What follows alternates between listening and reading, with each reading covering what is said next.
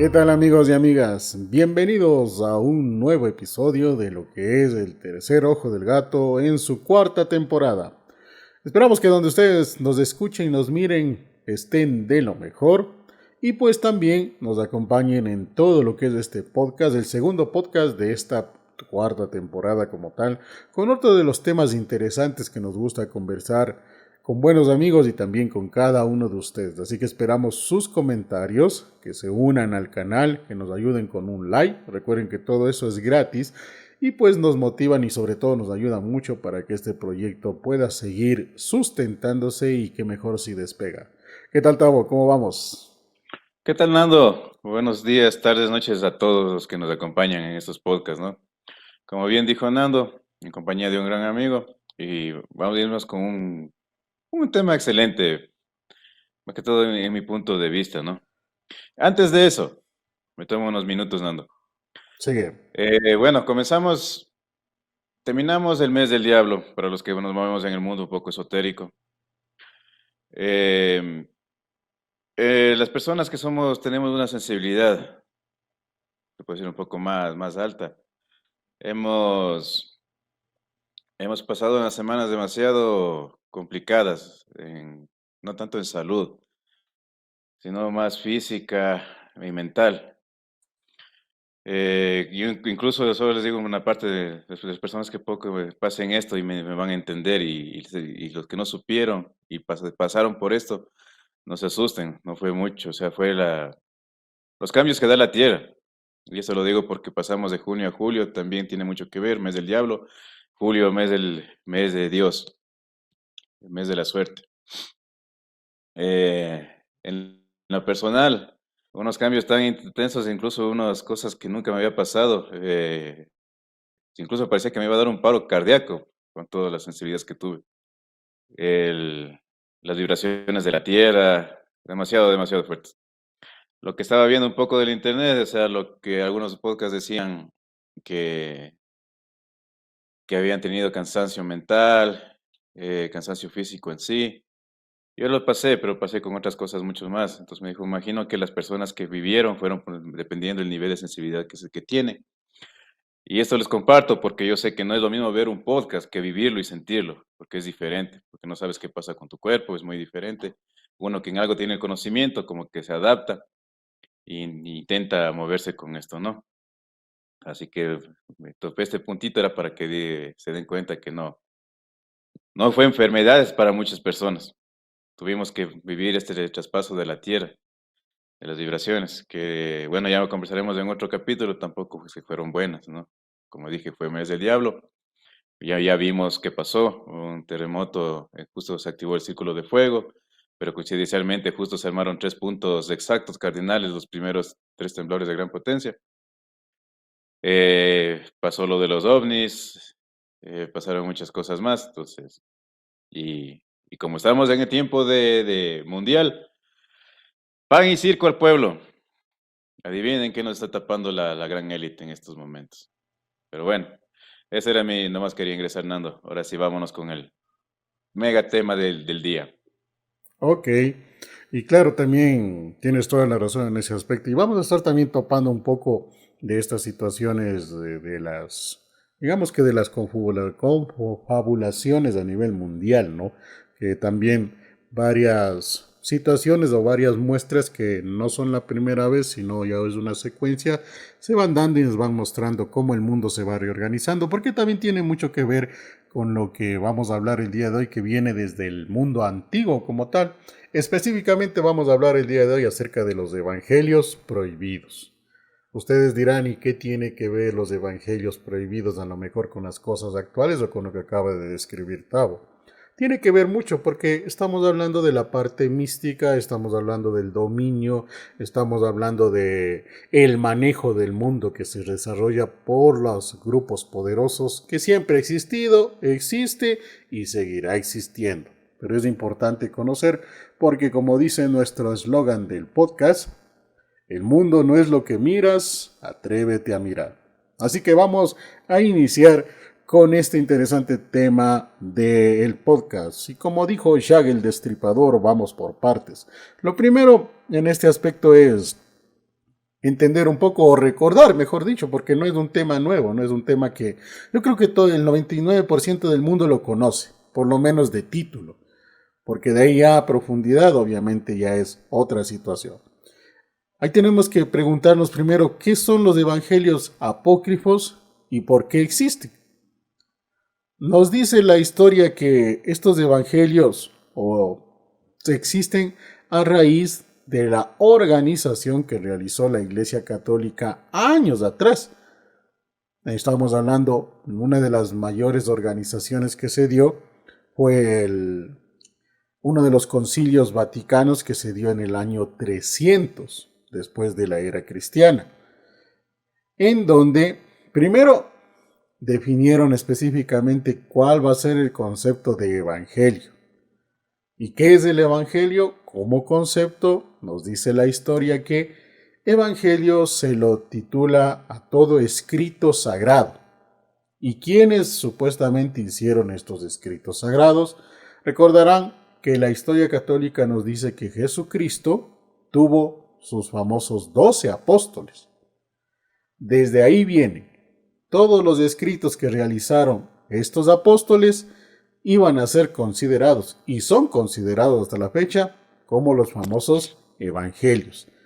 Pero también ustedes recordarán que sabrán, mejor dicho, que a la fecha tenemos únicamente 4 evangelios que están reconocidos por el Vaticano, pero si eran 12 apóstoles, ¿qué pasó con los otros 8 evangelios que supuestamente debieron de haber existido? Porque se supone. Y adicionemos aparte de los ocho apóstoles que tú nos acabas de nombrar, que se encuentran ahí, Ujú. también adicionemos a María Magdalena y el propio de Jesús.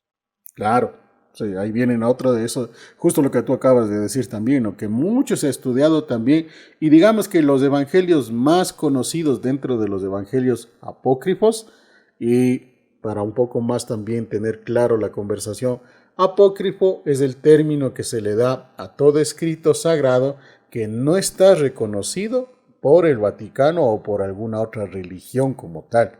Porque recuerden que en el mundo tenemos católicos, cristianos, musulmanes y todo lo demás, ¿no? Ahí va Entonces, la pregunta antes de que sigas. dime, ¿Por qué no fueron tomados en cuenta por el Vaticano?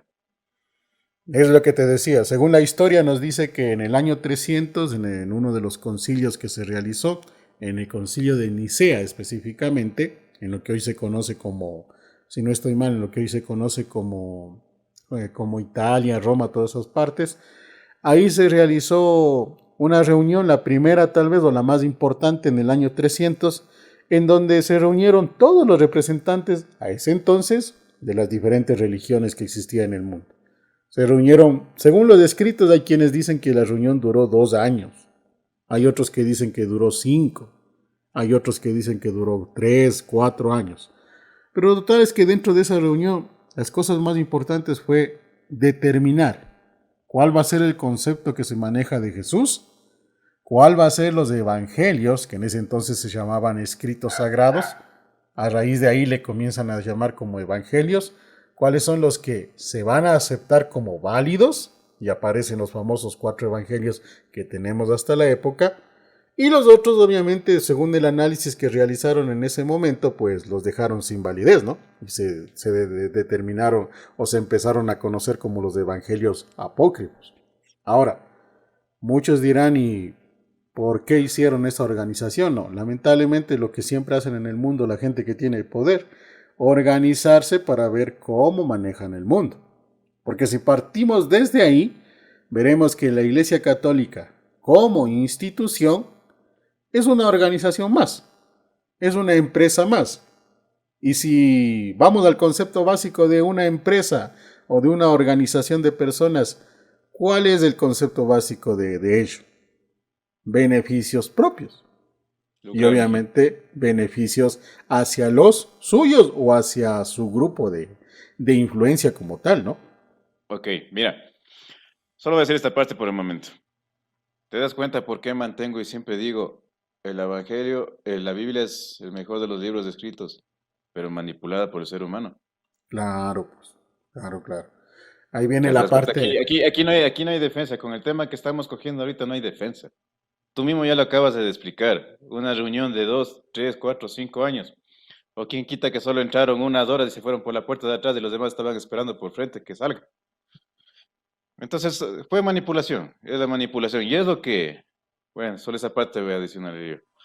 Y es lo que se le manda al pueblo por domarle mentalmente, sin dejar la religión a un lado, sin dejar la fe a un lado, que es muy diferente. Solo esta parte te Exacto. interrumpo, Nando. Dale nomás. No, y tienes toda la razón, o sea, viéndolo como conceptualización y como realidad, así fue, así nos dice la historia que es. Y si vamos a la historia de la humanidad, en todos los aspectos, toda la historia de la humanidad ha sido manejado de esa manera. Los que tienen el poder deciden cómo, qué y cuándo se va a hacer las cosas. Y la religión católica no fue la excepción. ¿Por qué hablamos solo de catolicismo? Porque recordemos todos que la religión católica es una de las más grandes en el mundo. Quizá en lo que hablamos latino, en lo que hablamos del continente americano, el continente europeo, algo del continente africano, es la más grande, la que tiene mayor presencia. Entonces, por eso tiene tanta influencia actualmente como tal. Pero las cosas se dieron así. Entonces, en la historia nos dice que se fue dando de esa manera. Obviamente, otro de los aspectos que consideraron ahí es, como te dije, ¿no?, los evangelios que ya determinaron, a quienes les empezaron a conocer como los textos canónicos y dejaron lo que se llaman los textos apócrifos. Y ahora, en lo que tú decías, ¿no? ¿Por qué unos fueron aceptados y por qué otros no fueron aceptados? ¿En base a qué? Porque vamos hasta lo que vivimos en las fechas actuales. Hace no mucho nosotros pasamos por el famoso conclave para elegir un nuevo papa. Se dice que cuando se reúne toda la cúpula del catolicismo, en este caso, ¿es para qué? Para pedir la guía, la intercesión y que hable el Espíritu Santo. ¿Qué es el Espíritu Santo? Se supone que es la voz de Dios, la guía de Dios. ¿Es algo que todos podemos escuchar? Yo creo que en ciertas situaciones Ciertos cada momentos uno de la vida. hemos escuchado, ¿no? Ahora, no sé qué tan real sea, como por ejemplo en el conclave, que es algo actual, que lo vivimos, que lo hemos visto y todo lo demás, que porque se reúnen los cardenales, ya el Espíritu Santo va a decir, bueno, reúnanse y ahí les hablo, ¿no? No sé qué tan real sea así. Pero eso fue lo que vimos en Sí, el... pero también sepa quién está ingresando en ese momento, porque vos sabes que a veces solamente es teatro y cortina, pues, mijín. A eso iba, es que Nadie se sabe. como dice la pregunta, ¿cómo iban a elegir cuál evangelio va a ser canónico y cuál evangelio va a ser apócrifo? Es lo mismo, hicieron exactamente lo mismo como lo hicieron en el conclave. Encerrarse y esperar que el Espíritu Santo les hable. Y ahí sí, como tú bien dices, a lo mejor simplemente fue un teatro, pues. No podemos saberlo. Tú y yo, en situaciones personales, podemos saber que hay momentos en los cuales sí existe un algo, que tal vez no escuchamos una voz específica, ¿no? Pero sí escuchamos o sentimos ciertas cosas que nosotros lo determinamos como la presencia de Dios o la presencia del Espíritu Santo, en lo cual hemos basado y guiado nuestra vida, soportado dolores, aceptado cambios, mejorado como ser humano y demás. Se supone que ellos hicieron lo mismo en su momento en el concilio, cuando fue en el año 300 en Nicea, en donde todos ellos, en base al Espíritu Santo, decidieron cuál sí y cuál no. Humanamente, en Ojo, con cambio, en una, base a la organización, nada más.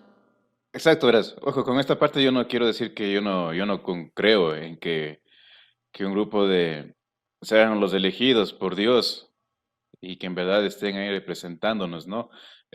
Bueno, representándolos a los que tienen la fe católica en especial. Pero, seamos honestos. Eh, Nando, ¿en qué tiempo dijiste esto? En el año 300.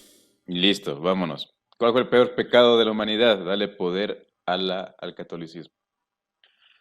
Desde ¿Sí? ahí se vino la corrupción, se vino todo, porque pensaban que eran los reyes del mundo y que por el nombre de Jesús de Dios podían matar a las violaciones, lo que les daba la gana. Estamos hablando que en ese tiempo había solamente gente corrupta reunida ahí.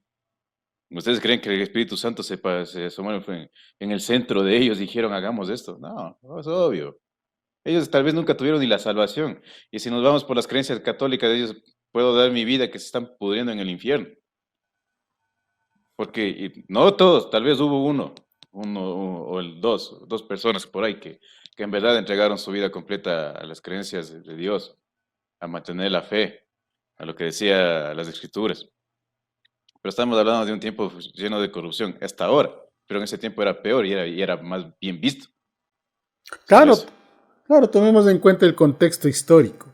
En el año 300 estamos hablando en la época medieval, en donde el rey era Dios y ley, o sea, el papa no era más que una persona con poder que era elegido, y la historia lo dice así, no lo decimos nosotros, ahí están los famosos descendientes de Borgia, Es que toda date una cuenta, vida. los netos, cuando ya estaban comenzando a perder credibilidad entre los pueblos, Ujú. lo que hicieron fue unirse con la religión, pues, para coger nuevamente fuerza. Ahí lo que comenzó la fuerza de la Iglesia Católica, obviamente la corrupción con ellos.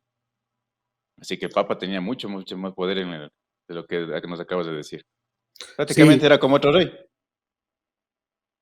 exacto, y más que un rey, digamos que era parte de la estructura. Por eso decía, no, no es porque nosotros lo digamos que así eran, ¿no? Sino que la historia está ahí.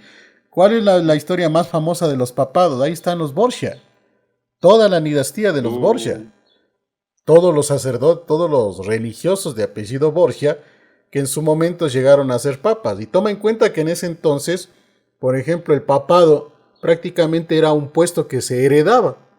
Por eso es que toda esa dinastía estuvieron como 6 o 5 miembros de esa familia, que ojo, entre ellos eran papá e hijo, ¿no? y era como Eh, reinado, como un se, se reinato here- mismo en esos se tiempos. heredaban el papado. O sea, Ujú. así fue. No es de que nosotros estamos hablando en contra de la religión, ¿no? Por si acaso. Yo soy católico, pero no soy un católico ortodoxo. Que ya vamos a hablar también un poquito de esto, de algo que se dio en esta semana dentro de esto del catolicismo ortodoxo, para que vean cómo se va dando. Volviendo al tema, entonces, decíamos que esto de los evangelios se dio de esa manera, ¿no? En donde aparecieron los canónicos y aparecieron los no canónicos como tal. Y ahí viene algo importante a recordar, como les decía, son 4 evangelios que tenemos, que a nosotros nos enseñan desde la escuelita, desde el catecismo principalmente, cuando llegamos al catecismo. ¿Cuáles son estos 4 evangelios? Los que son canónicos, es decir, reconocidos por el catolicismo. El evangelio según Mateo, el evangelio según Marcos, el evangelio según Lucas y el evangelio según Juan. Se supone que todos estos son escritos en las épocas post-mortem de Jesucristo, es decir, estamos hablando hasta el año más o menos 100 después de Cristo, porque se dice que hay muchos escritos que dicen que, por ejemplo, Tomás, uno de los apóstoles, se dice que, por ejemplo, el mismo Judas vivieron hasta una edad de 100 años. Eso se dice así, ¿no? Obviamente en ese entonces hacían los cálculos en edades de otra manera, que es muy diferente a la que nosotros hacemos. Pero Los dos Judas, Judas Iscariote es el que traicionó y Judas, no recuerdo cómo es el otro, es el que supuestamente escribió. Pero también, como bien dijiste al inicio, Judas Iscariote es el evangelio más famoso que se considera como apócrifo, en donde, tomando en cuenta ya un poco de esto y explicando, se supone que el evangelio de Judas es el evangelio en donde él explica cómo. Él nunca fue un traidor, sino fue quien cumplió la disposición de Dios. Que todos Ujú. sabemos que Jesús mismo lo decía, ¿no? En los escritos, en lo que nosotros vemos en la actualidad, las películas de Semana Santa y todo, en donde Jesús dice que viene a cumplir una misión. ¿Y su misión cuál era? La de morir por los pecados del mundo. Como en su Y eso momento. una vez Sigue. topamos, ¿te acuerdas de este tema? Justo este Ujú. punto, en un tema aparte. Ahora des en cuenta, imagínense en ustedes, como dijo Nando, Jesús ya sabía la misión que tenía que ser venir a hacer acá, incluso la de morir por nosotros. Ahora imagínense en ustedes, saber que tienen que ser el traidor que va a entregar al Hijo de Dios. Ujú. Ya. Sopórtense en esa, antes de juzgar a Judas. Claro, y imagínense si a lo mejor, como, bueno, nosotros al ver las películas podemos decirlo, ¿y por qué siendo el Hijo de Dios, simplemente no desapareció y se salvaba de todo el calvario que vivió. Ahora entiendes por qué digo que existe el destino. Claro, y tomando en cuenta también que dentro de la historia, dentro de los escritos sagrados, en la Biblia, no recuerdo específicamente cuál evangelio, el fenómeno de la transfiguración, pues, en donde Jesús va al jardín del Edén a orar y dice sus famosas frases, ¿no? Una, por ejemplo, la de, Padre, si puedes alejar de mí este destino, hazlo. Según los teólogos es cuando Jesús muestra su lado humano de tener miedo. Sí. Y luego, dentro de la misma escena, se supone que dice la otra frase que es, hágase en mí tu voluntad. Es cuando reconoce en cambio que él viene, según los teólogos, a hacer un propósito de vida, que en este caso era morir por los pecados de los hombres. O sea, esa es la parte católica como tal, ¿no? Porque si vamos a la parte humana, imagínate, a ti te dicen, anda, por salvar a tu hijo tienes que morir. ¿Qué haces? Ya tocó. Exacto. Pero habrá quien diga, no, pues veamos otra opción. Bueno, Porque entonces, bueno, ahí para ponernos lo que acabas de decir, ahí tenemos que imaginarnos contextos, pues entonces, eso claro, ya es eso te diferente. digo, Pero si nos vamos, pero si nos vamos a lo que estamos hablando de Jesús, o sea, eso ya tocó, o sea, ya, claro, no, es que no, no hay. el contexto de él era el hijo de Dios, el hijo de Dios. Ahora nosotros, simples amigos, ¿qué podemos decir? Es más o menos, pienso yo, como cuando, por desgracia, por ejemplo, la vida te da que tu hijo padezca alguna enfermedad grave, una enfermedad catastrófica. Y digamos, hay opciones, un trasplante, por ejemplo, lo puedes hacer. Una transfusión o conseguir un órgano, haces todo lo posible por hacerlo. Y ha habido historias, en la vida real ha habido historias que, por ejemplo, ha habido padres que han donado su corazón a sus hijos. En el mundo, si no estoy mal, creo que es en Alemania donde recientemente, hace un año, se dio esa situación. Un padre le donó el hijo a su corazón, es decir, él murió para que su hijo siga existiendo. Entonces, sí, sí, como tú dices, son los contextos, pero también es la forma en la cual uno entienda la vida como tal. Ujú.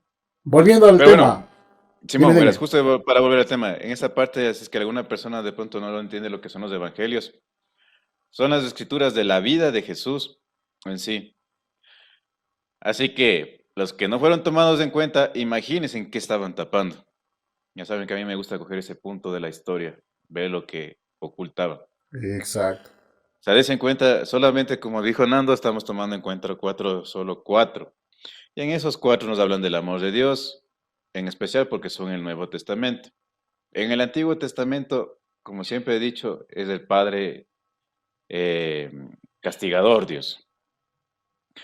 Y ahí va porque les digo esto. Entonces, en el Nuevo Testamento les cogen que sí, las enseñanzas de Dios, que no, no digo que esté mal por si acaso, ¿no? No me entiendan mal. Pero des en cuenta, nos falta ya dijo Nando el de Judas, que nos demuestra que él no fue el traidor, prácticamente.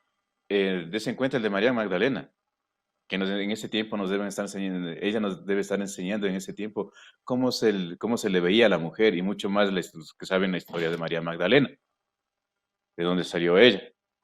El más principal, des en cuenta, de Jesús, que eso no es un secreto a voces, que nos enseñó él, que él no está en cuatro paredes, en una iglesia, prácticamente en un templo. ¿A quién mataba? A la iglesia católica. Entonces, ¿qué nos están tapando? Y eso es Ujú. muchas cosas más. Y es solamente para que se den cuenta que hay 10 evangelios adicionales que nos darán la verdad. El otro punto de vista de historia, de Jesús, de cómo se veía ser un poco más la humanidad. Pero simplemente nos dejaron lo disque bueno para aprender de las palabras de Dios. Manipulación completa, señores. Fernando.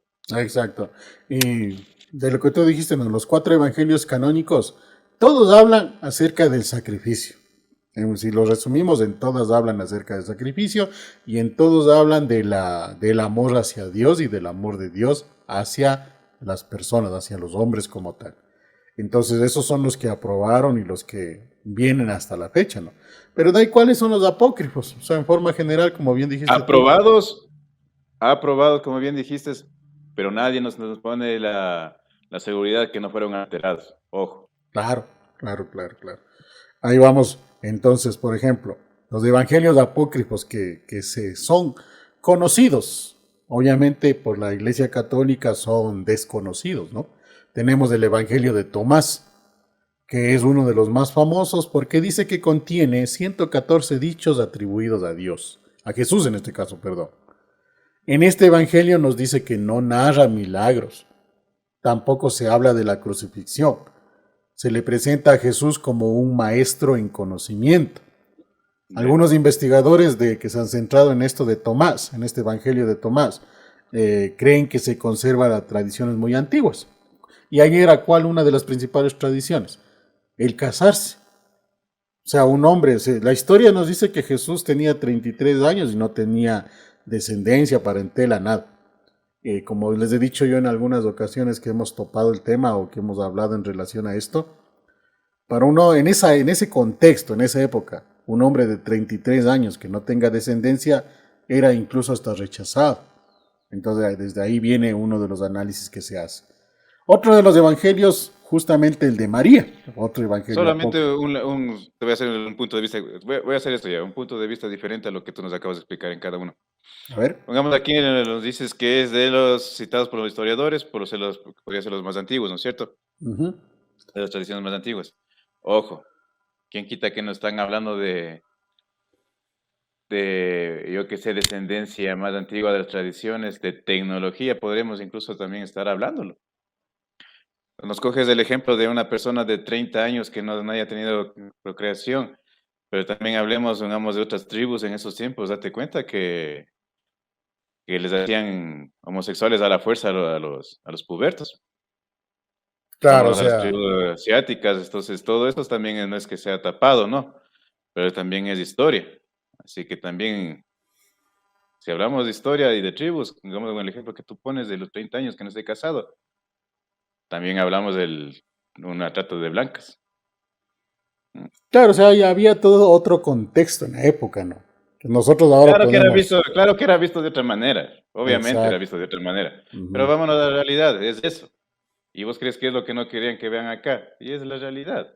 Yo por eso digo, por cada una que vas haciendo te voy sacando otro punto, para que vean que nada más nos pudieron estar tapando.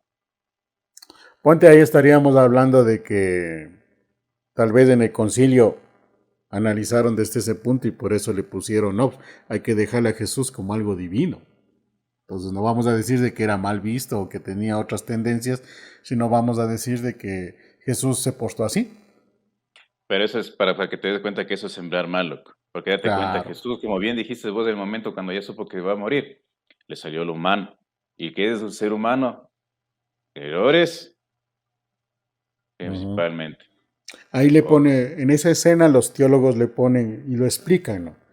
Que obviamente como era Dios y humano, Dios y hombre, su lado humano flaqueó, pero luego reconoció su lado celestial. Para el común cristiano, ¿qué quiere decir eso? Que tienes que obedecer pase lo que pase. O sea, eso es así de simple. Si es que no cambiamos la teoría, nos vamos de que Jesús sigue siendo un alienígena.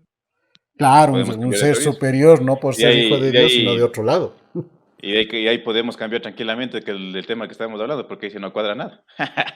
Es que los evangelios apócrifos justamente son no considerados porque se supone que si fueran analizados, si fueran reconocidos, todo lo que conocemos como religión va a cambiar. Porque, por ejemplo, otro de los apócrifos, el más famoso, digámoslo, es el de María Magdalena, que se conoce como el Evangelio de María, en donde este se le atribuye a María Magdalena, que según los análisis que se han hecho a estos escritos, porque este sí existe, está reconocido que existe, según los análisis que se han hecho a este, pues se le muestra a María Magdalena como una líder espiritual y entra en directa confrontación con Pedro, porque se supone que Jesús, antes de morir, le dice a Pedro, tú serás mi piedra, mi roca, y sobre ti se levantará mi iglesia.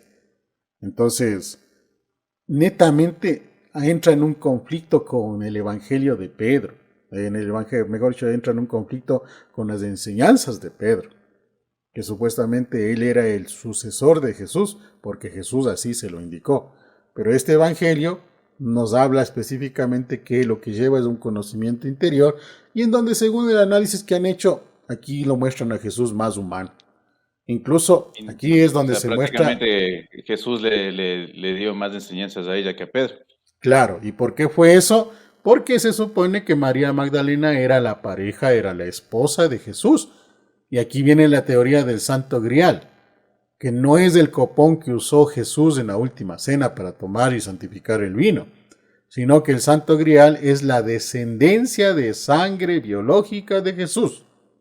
Sangreal. Exacto. Otro de los famosos es el Evangelio apócrifo de Judas. Este es el... Ojo, vamos ahí, como te dije un momento. Ok. ¿Y por qué se imaginan, las personas que de pronto no saben esta parte de la historia, por qué se imaginan que no, que María Magdalena tuvo más enseñanzas que Pedro, como dijo Nando, siendo prácticamente la mano derecha de Jesús? Porque era pareja de Jesús. Entonces, en esos momentos de intimidad, también compartía conocimientos, aparte de cuando tenía la reunión con todos los apóstoles. Y por eso que también Nando dice la sangre real, que fue procreada. Eso nomás. Claro, claro. O sea, es como todo, o sea, los que tienen la oportunidad, los que hemos pasado incluso por un matrimonio, se sabe muy bien que con una pareja, con una esposa, un esposo es muy diferente el trato que así sea tu mejor amigo o tu socio más grande dentro de lo que hagas, es muy diferente, ¿no? Y por eso María Magdalena, el Evangelio está considerado así. Ahora, el Evangelio de Judas, que es otro de los famosos apócrifos, y este al menos recién fue descubierto en el siglo XX.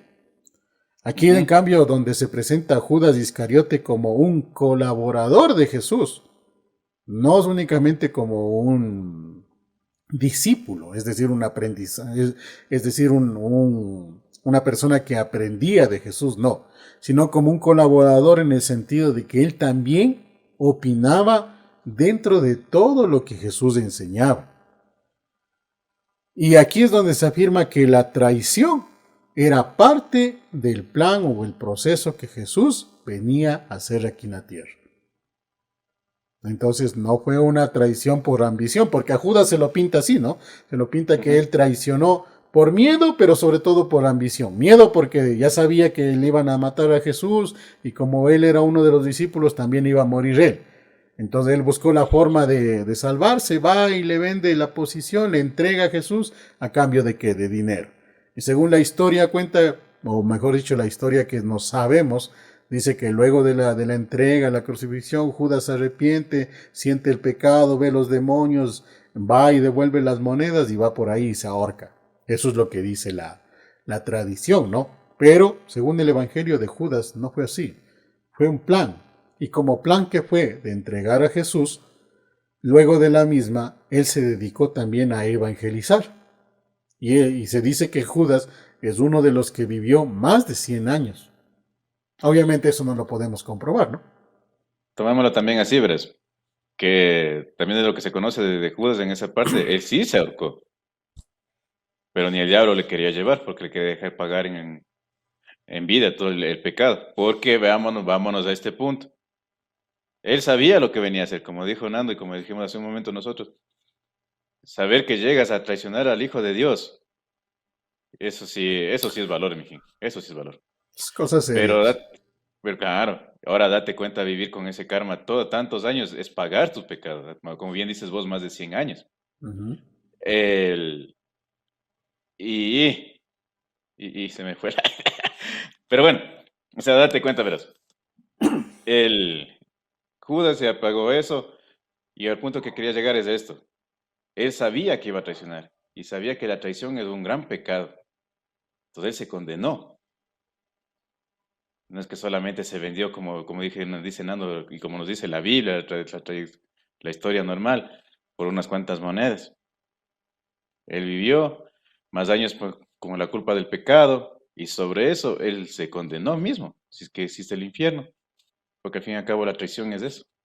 No hubo Claro, es salvación una para él. condenación. Él Ahora, no hubo una salvación para él.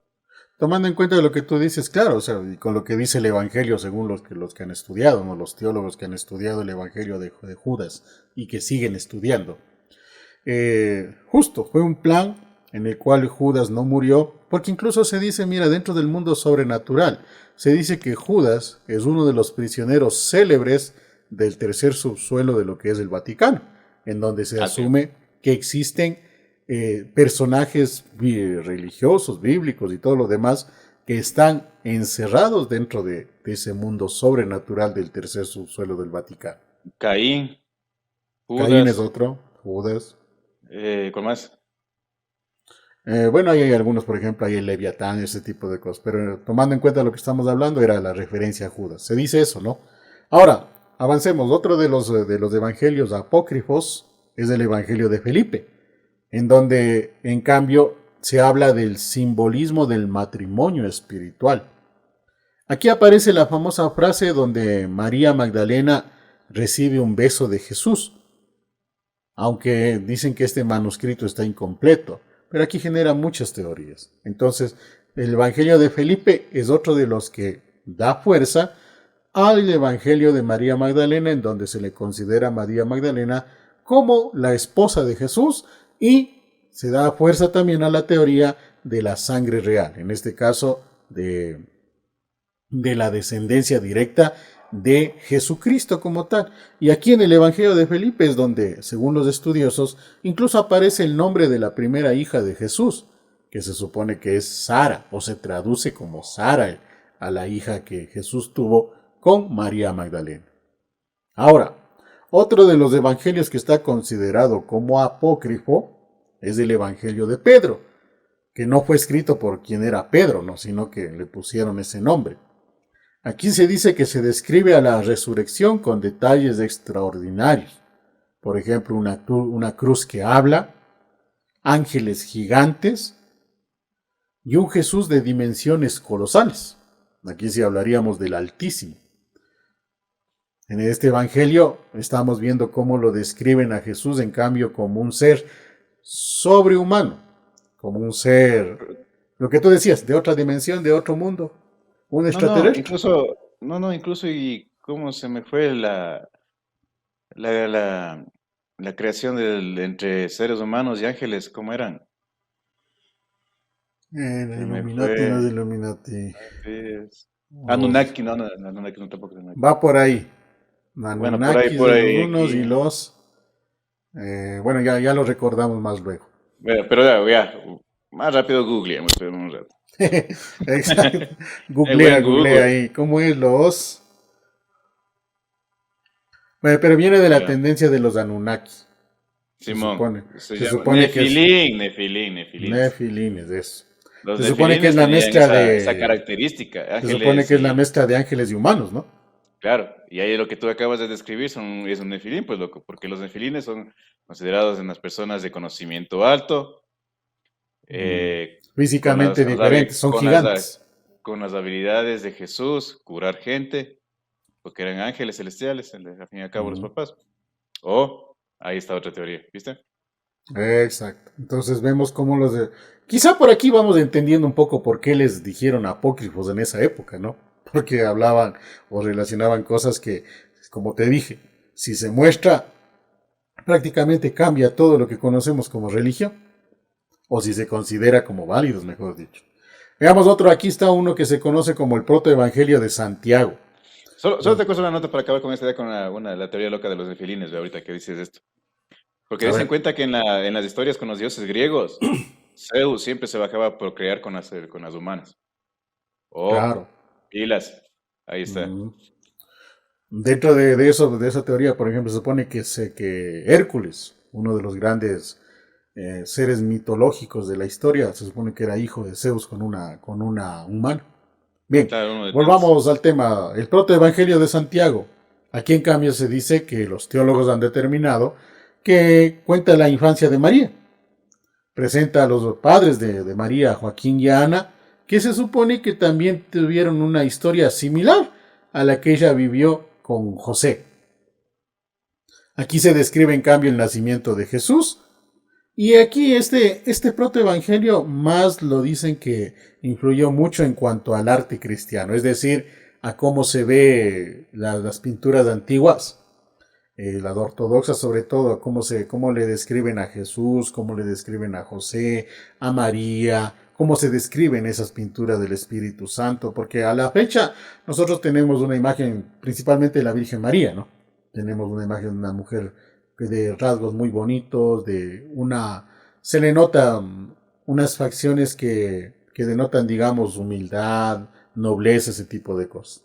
Pero si nosotros vemos que existen pues, pinturas medievales de lo que fue la Virgen, de lo que se consideraba como era la Virgen María, se le ve de otros tipos de rasgos. Entonces, se supone que este evangelio, el propio evangelio de Santiago, sirvió más para eso a los artistas de la época, para determinar cómo pudo haber sido la Virgen María y toda su ascendencia y también su descendencia, en este caso de Jesús. Ahora, también existe el Evangelio de la infancia de Tomás, en donde este, en cambio, según los teólogos, describe al Jesús de niño, donde hacía milagros sorprendentes. Se supone que uno de los primeros milagros que hizo Jesús fue cuando era niño el revivir un pajarito. Y en muchos pasajes, en muchas escenas, mejor dicho, de lo que vemos en las nuevas producciones de Semana Santa, en la época de niño de Jesús sí le plantean así escenas en donde él revive animalitos, principalmente un pajarito que se le muere, que era su amiguito, un día amanece muerto y él pone su mano y le revive como tal. Viene de ahí esta tendencia. Pero también se dice que hacía milagros sorprendentes. Por ejemplo, dentro de estas mismas teorías, asimismo hay una película en la cual José, el papá, se presenta como muy enfermo. Y Jesús se acerca, le impone sus manos y él siente que de la capacidad de que puede curarle. Pero también escucha una voz que dice que no lo haga, porque así tiene que ser. Y Jesús en niño se siente muy mal porque deja morir a quien conocía como su papá, a José el carpintero, cuando él podía sanarle como tal. Obviamente viene de aquí esa tendencia ya trasladar a lo que tiene que ver las cuestiones cinematográficas, ¿no? Estamos hablando, vámonos un poquito, como bien dices vos, en la cinematográfico, ¿no? Pero me imagino que sí, sí es coherente de lo que esta parte, porque date cuenta vos, con tus hijas, en especial nosotros con nuestros hijos, Ujú. siendo hombres, ¿no? Porque somos más sensibles a nuestros hijos que a otras personas. Cuando le vemos mal, no sé cuando son siendo más pequeños, bueno, en tu caso todavía es pequeña, siempre es como que esa tenuada de tocarles justo donde se golpearon, o acariciarles donde se golpearon, no sé, nuestras mamás más antiguas, o sea, un poco más años pasados, tenían la costumbre de que de las pavas, alguna cosa, una babita y vos te creías que te curabas o Ujú. te ponía para curarte. Entonces hay esa sensibilidad humana y estamos hablando de que Jesús, como bien dices vos, se asomó un espíritu decirle que, o el Espíritu Santo, no sé, o la propia muerte, en decirle que no lo haga, que respete las reglas de la vida. Pero estamos hablando de un Jesús que no manipulaba bien sus poderes, entonces. Claro, era un niño, estaba aprendiendo. Estaba aprendiendo a manipular sus poderes, ¿no? Para Y que era vean que tan... para que vean que él no nació con la sabiduría completa, sino igual se fue Ujú. formando a trayectoria de la vida. Exacto. Y dentro de este mismo evangelio apócrifo de Tomás, también dice que nos muestra a Jesús como un niño normal, un niño que se molestaba y que la diferencia era que castigaba a quienes le molestaba. Es decir, se defendía. Vengativo. Y, exacto, se defendía. Y por eso lo consideran a este como uno de los evangelios apócrifos más curiosos. Porque siempre nos han mostrado, incluso desde la niñez, nos muestran a Jesús como una persona humilde que no responde a las ofensas. Pero en cambio en este evangelio vemos que sí se molestaba, que sí se defendía como tal. Y obviamente en ese entonces y siempre, si tienes que defenderte, lo hacía a golpes. No era de que deja de molestarme. Entonces estamos hablando de un Viejo Testamento, de un Dios vengativo y de un Jesús en su crecimiento, en su formación de una excelente Humano, persona. humano. Vengativos. Estábamos hablando, entonces, ¿por qué creen que este mundo está pagando lo que bien merece pagar?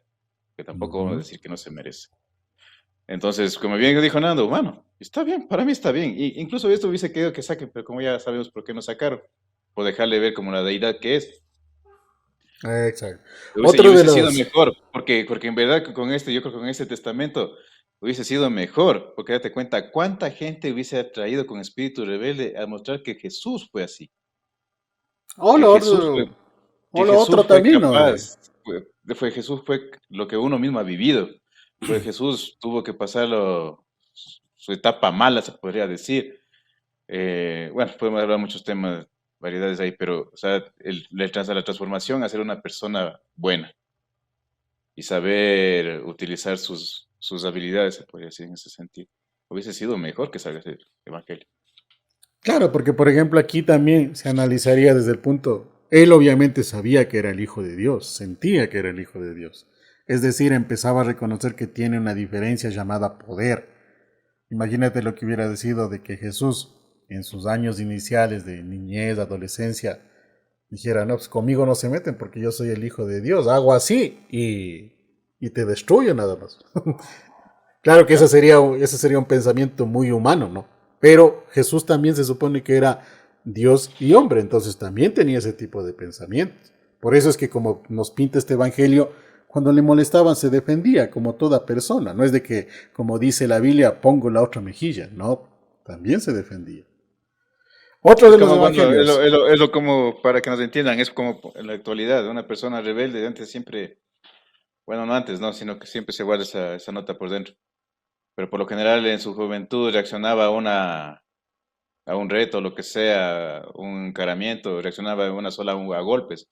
Ahora se aprende a ser un poco más paciente, si es posible evadir, no porque sea cobarde, sino porque tiene un poco más de conocimiento que uno de los golpes no te va a llevar a nada bueno, incluso te puedes terminar mal. Más o menos, Claro. por ahí nos vamos. Ujú. Ok, avancemos ahí. Otro de los evangelios apócrifos, no tan conocido, pero que ha sido estudiado, es el evangelio árabe de la infancia, en donde sigue mostrándonos a Jesús infante, pero específicamente en lo que dice la historia de la huida del pueblo de Israel de Egipto, en donde se pinta a Jesús como un niño que podía o tenía la capacidad de hablar con los animalitos, en donde se veían cosas inexplicables, como por ejemplo que al paso de Jesús muchas palmeras se inclinaban y muchos ídolos caían, simplemente al paso de Jesús, específicamente en este proceso de la salida del pueblo de Israel hacia el desierto como tal, según nos cuenta la historia. Otro de los evangelios es el evangelio de Nicodemo. En este, en cambio, dice que habla de los hechos de Pilato, en donde describe el descenso de Cristo al inframundo. Sabemos, y está reconocido también dentro de los canónicos, que Jesús, una vez que murió, su espíritu, ¿a dónde fue? Fue al infierno. Dime. No, no, se fue abajo, digo. Ah, pensé que estaba haciendo. Bueno, se fue al infierno, en donde según la tradición, según los escritos, dice que fue a liberar almas. Fue a combatir con el demonio y todo lo demás para Bueno, liberar almas y así como dice tal. la oración, ¿no? Ujú. Lo que se traduce como el rescate de los justos. Y justo como tú dices, está incluso dentro de la oración. Descendió a los infiernos. Y Ujú. este evangelio dice que fue muy popular en la Edad Media. Aquí principalmente en la Edad Media es donde se da más la manipulación de la Iglesia Católica. Porque ustedes Mira, recordarán, solo te interrumpo un ratito con dime, lo que dime. acabas de decir. Incluso date cuenta que tiene más sentido de lo que hablamos de la guerra espiritual. Porque como bien dices, o sea, Jesús después de la crucifixión bajó al infierno. Yo siempre también me he mantenido eso en la cabeza. O sea, él descendió a los infiernos, pues nadie está hablando. Obviamente él descendió en espíritu porque el cuerpo estuvo en la tumba. Ojo. Exacto. Entonces, como dijo Nando, él bajó a liberar. Yo también decía, no va a bajar solamente a turistear a decir, ve cómo ha sido aquí y ya me regreso. No, obviamente. Entonces, estamos hablando de que el espíritu siempre se va a mantener en ese, va a ir y venir incluso entre el cielo y el infierno, si le queremos tomar así.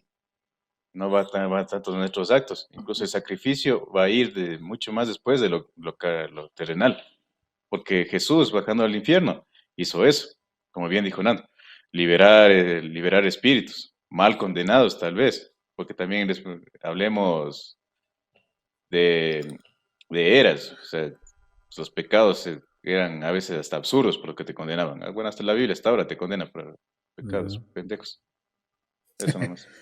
Exacto, y a ver, les decía que este evangelio fue muy popular en la Edad Media porque en la Edad Media es donde toma más fuerza la iglesia como institución, y ahí es donde se cometieron las atrocidades, por ejemplo, se mataban a los niños, en nombre de la iglesia se armaban guerras, se despojaba a los pueblos de sus propiedades, de sus tierras, para darle a los reyes o al Vaticano o a los papas como tal, porque en esa época los papas eran millonarios, tenían tierras a diestra y siniestra.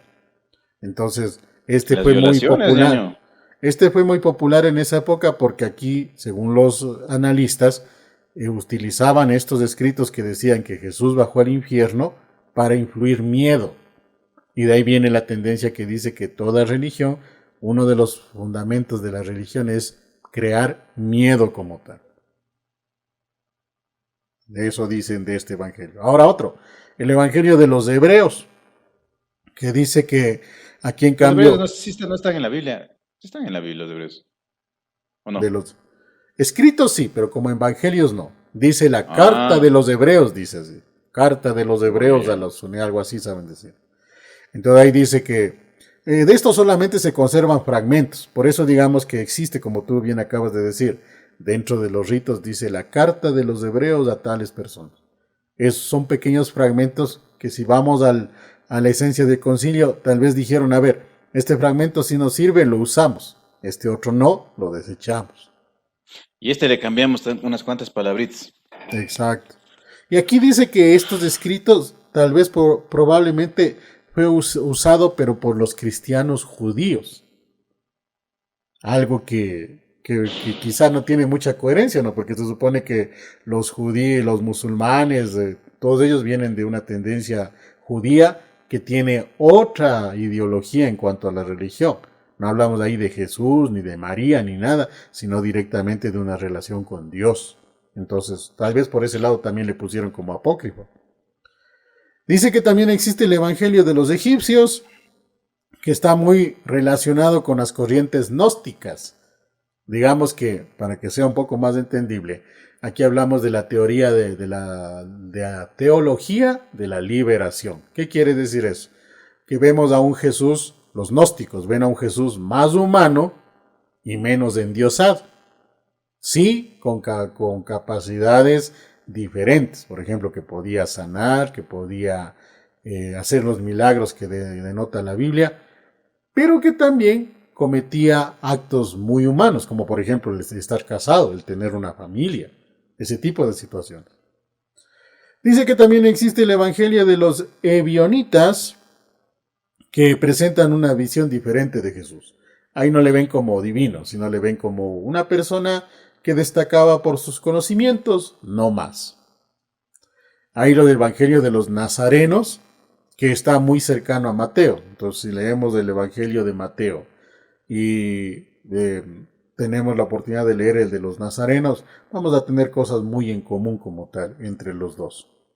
Dice que también existe un Evangelio secreto de Marcos, en donde según los teólogos, está muy discutido, ya que algunos creen que es auténtico y otros piensan que únicamente es un fraude moderno.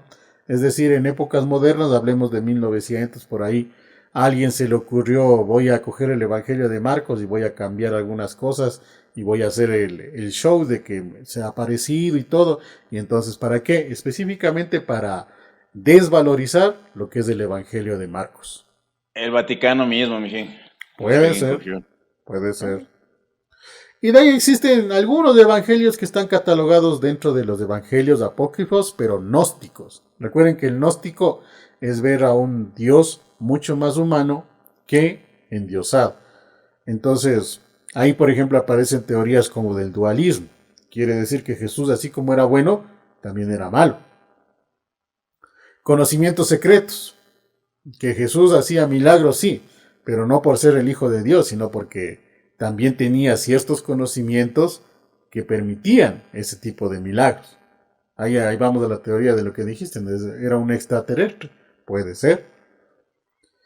no como Y las, también vos dejaste, como vos también dejaste la opción, como dijimos los. Ya se me fue otra vez el nombre. Nefilín. Hasta es, Nefelín. Ahí también dice que aparece la salvación mediante el conocimiento. Y eso es muy humano.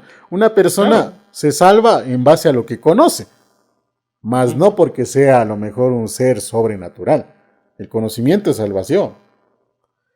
Dice que también ahí aparecen, dentro de este grupo de gnósticos, aparece lo que son los evangelios de la verdad, evangelios de la sabiduría de Jesucristo y los evangelios de los 12, refiriéndose a los 12 apóstoles como tal. Pero Entonces, ahí le banquea a María Magdalena y el propio conocimiento de él. Solamente bueno, les no pone prioridad a los hay, apóstoles. en este caso no hay como decir específico nombre, no. Quizá dentro de los 12 también están considerados el mismo Jesús y la misma María Magdalena. No se sabe de esas situaciones O sea, como tal. Estos por el evangelios acuerdo. gnósticos, dentro de los apócrifos, estos evangelios gnósticos son los más extensos, porque como ustedes ven, simula más o menos como una colección, como una enciclopedia, porque tiene un montón de ramas como tal. Esos son los principales apócrifos que en la historia existen, que se conocen, que están difundidos, no están reconocidos por la Iglesia Católica como tal, ni tampoco por otra tendencia religiosa, pero sí se hace referencia a ellos como tal. Ahora, Resumido, estos evangelios de apócrifos que contaban la historia de la vida de Jesús. exacto. Bien, buena, mala, como ya hemos desarrollado en el tema, juventud, ser humano como Dios, estuvo relatada ahí.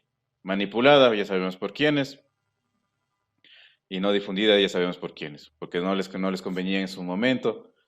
Como dije, tal vez hubiese sido bueno por ahí un evangelio en estos tiempos para gente que en verdad necesita otro punto de vista religioso para creer en Dios. Lo digo, por algo lo digo esto. Entonces, ese es el resumen. Prácticamente no es que hablen mal de Jesús, nos delaten, o quien quita que nos cuentan el pasado de la humanidad, el futuro que va a pasar la humanidad, como ya lo da el Apocalipsis, todo eso, pero mucho más detallado. Simplemente, de mi punto de vista, manipulado a los ojos del ser humano común. Dale. Y ahí vamos, por ejemplo, ahora un poco a ver por qué el Vaticano no reconoció todos estos evangelios que se sabe que existen. Algunos a lo mejor pueden ser únicamente especulaciones, pero el Evangelio de Judas, físicamente, se supone que el mismo Vaticano lo tiene. Existen como tal. No, ¿Por qué? no. Por qué no se reconocieron? Nos dice que, según esto, hay las cuestiones históricas, en donde el Vaticano, cuando se reunieron, vieron primeramente el origen apostólico, es decir, si viene de alguno de los apóstoles. El uso de las primeras comunidades, cómo se manifestaban, cómo lo usaban las personas de esa época. Dice que la coherencia doctrinal, la antigüedad y la aceptación universal. Obviamente siempre se va a aceptar cosas buenas antes que cosas malas, ¿no? Y de ahí, pues en la historia nos cuenta que existió el concilio de Nipona o de Hipona, que también a algunos se les conoce, y el concilio de Cartago. En esos dos concilios que fueron entre el año 300 y el año 500, si no estoy mal, ahí es donde se determina todas estas situaciones. Entonces nosotros vemos cómo dentro de esto de los evangelios prohibidos existen muchas situaciones muy humanas, nada de dioses.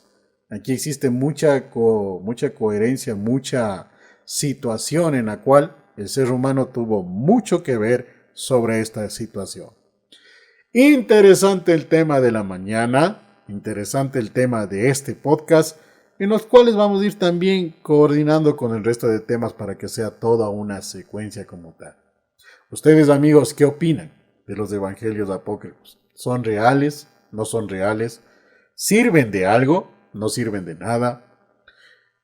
¿Cómo consideran ustedes que la historia de las religiones, principalmente la religión católica, dio el tratamiento a todos estos documentos? Que en la antigüedad sabíamos que estaban guardados en la biblioteca de Babilonia.